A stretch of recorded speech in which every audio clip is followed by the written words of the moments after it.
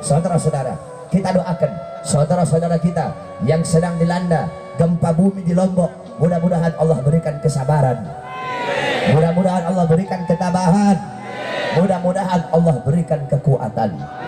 Saudara-saudara sekalian yang dimuliakan oleh Allah Subhanahu wa taala, qala Rasul sallallahu alaihi wasallam, mathalul mu'min fi tawaddihim wa ta'atufihim wa tarahumihim mathalul jasad idza ishtaka minhu 'udwun tada'a sa'irul jasad bis-sahari wal humma. Apa kata Rasulullah? Perumpamaan orang mukmin dalam menyayangi, dalam mengasihi, dalam saling mencintai, dalam saling tolong menolong, itu bagaikan satu jasad, bagaikan satu anggota tubuh.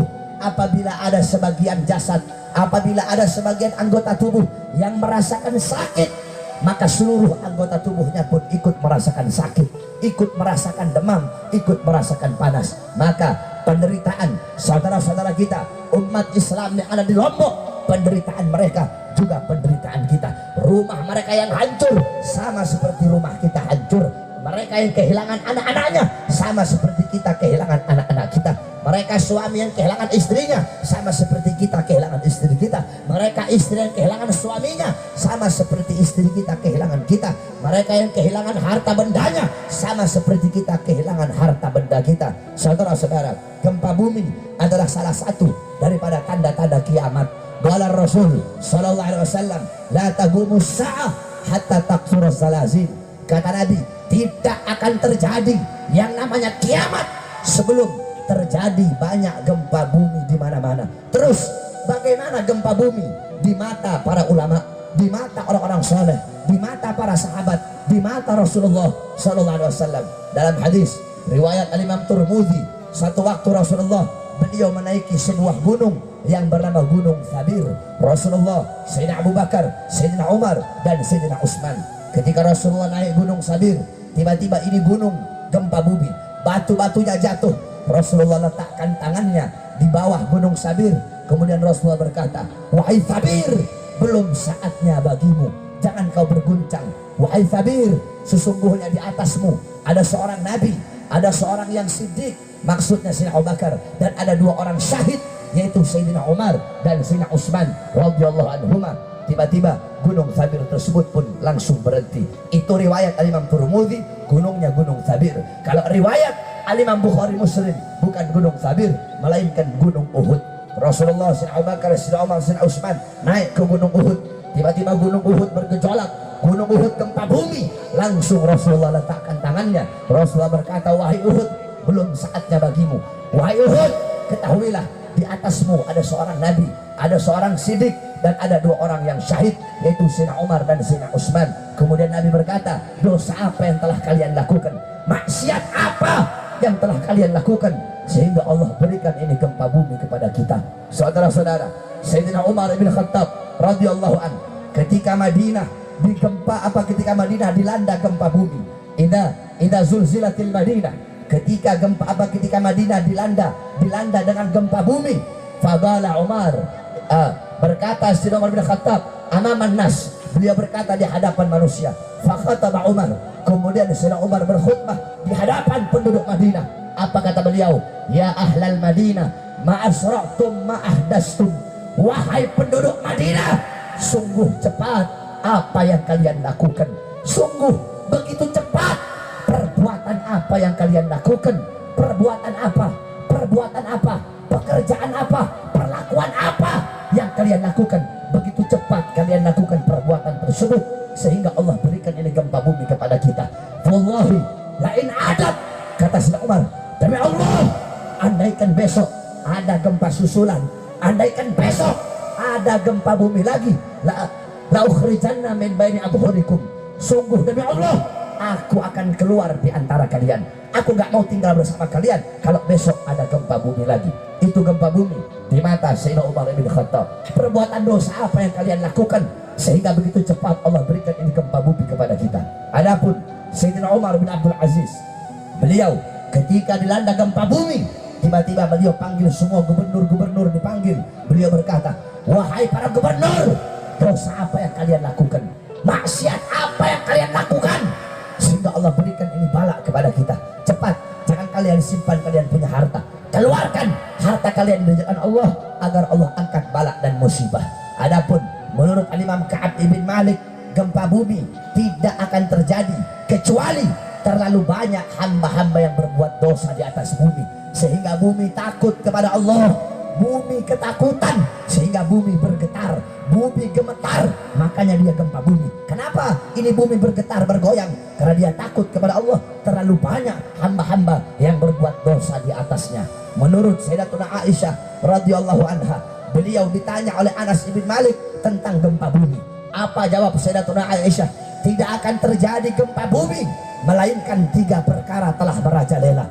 Apa 3 perkara tersebut? Yang pertama khamr, yang pertama minuman keras. Minuman keras di mana-mana, orang mabok di mana-mana, pagi, siang, sore, malam, yang tua, yang muda, yang kaya, yang miskin, semuanya mabok. Mabok sudah tidak dianggap perkara yang haram, mabok dianggap perkara yang mubah, mabok sudah dianggap perkara yang dibolehkan, sehingga orang-orang tidak lagi malu mabok di pinggir jalan, pagi siang sore mabok, pagi siang sore malam narkoba. Apabila khamr merajalela di mana-mana. Yang kedua perzinahan, yang kedua perzinahan, laki-laki dan perempuan tidak lagi punya malu, mereka berzina, perzinahan di mana-mana, pagi siang sore malam zina, yang tua yang muda zina, anak SD zina, anak SMP zina, anak SMA melahirkan dalam sekolahnya, saudara. Berapa banyak perzinahan di mana-mana, pelacuran di mana-mana, zina sudah lagi bukan hal yang tabu, zina adalah hal yang dianggap biasa. Apabila perzinahan sudah di mana-mana, mabok di mana-mana. Yang ketiga, musik-musik dunia, musik-musik yang membuat lupa, dangdut di mana-mana, orkes di mana-mana, lagu-lagu yang membuat lupa kepada Allah. Orang-orang lupa baca Quran, lupa tahlil, lupa tahmid, lupa baca tasbih, lupa baca takbir, lupa baca tamjid, lupa baca salawat. Mereka disibukkan dengan orkes, dengan dangdut, dengan musik-musik dunia. Apabila 3 perkara ini telah merajalela di antara umat Islam, maka Allah berkata, wahai bumi, goncanglah mereka, wahai bumi, goyang mereka. Mereka yang suka dangdutan, mereka bergoyang di atas kamu. Sekarang gantian, ayo kalian goyang mereka. Makanya ada gempa bumi, saudara-saudara. Kemudian Sayyidina Anas bertanya, apakah itu merupakan ujian atau itu merupakan bala? Kemudian Sayyidatuna Aisyah menjawab, bagi orang-orang yang beriman, gempa bumi itu adalah nasihat, ujian, dan rahmat dari Allah. Adapun bagi orang-orang kafir, bagi orang-orang munafik, bagi yang suka berbuat dosa, gempa bumi itu adalah azab, bala, siksa, peringatan daripada Allah Subhanahu wa Ta'ala. Makanya saya sampaikan kepada kamu semua, besok-besok kalau kalian pengen selamat dari azab, pengen selamat dari bala, pengen selamat dari bencana. Sebab kenapa? Contoh Lombok. Lombok negeri 1000 masjid. Kamu kalau pergi ke Lombok, saya sering ceramah di Lombok, itu 50 meter masjid, 50 meter masjid, 100 meter masjid, tempatnya masjid, gudangnya masjid, tempatnya Quran, gudangnya Quran. Tapi kenapa Allah kasih bala? Kenapa Allah kasih musibah? Hanya gara-gara beberapa hamba-hamba yang suka berbuat dosa. Di Lombok ada Senggigi, di Lombok ada Gili Trawangan yang menjadi tempat bule-bule rekreasi, bule-bule majang teteknya, bule-bule majang payudaranya, zina di situ, mabuk di situ. Hanya gara-gara beberapa orang yang bermaksiat. Ketika Allah turunkan bala, Allah turunkan musibah, masjidnya hancur, ulama yang tidak bersalah kena, anak-anak kecil yang tidak berdosa ikut kena, para suyuh, orang-orang tua yang suka ke masjid yang tidak punya dosa, mereka juga ikut kena, ibu-ibu yang alimah, jayyiah, abidah, syahidah, wanita-wanita soleha ikut kena, padahal mereka tidak berbuat dosa. Tapi kalau Allah sudah kirimkan bala, Allah sudah kirimkan musibah, Allah tidak pandang bulu, orang-orang solehnya pun ikut kena. Makanya saya sampaikan kepada kamu, wahai para anak-anak muda, jaga kau punya kampung. Kalau kamu tidak pengen kampung kamu dapat bala, dapat musibah, maka saya sampaikan, besok-besok kalau ada yang mabok di kampung kamu, kalau ada yang melacur, yang berzina di kampung kamu, kalau ada yang dangdutan, orkesan di kampung kamu, bubarkan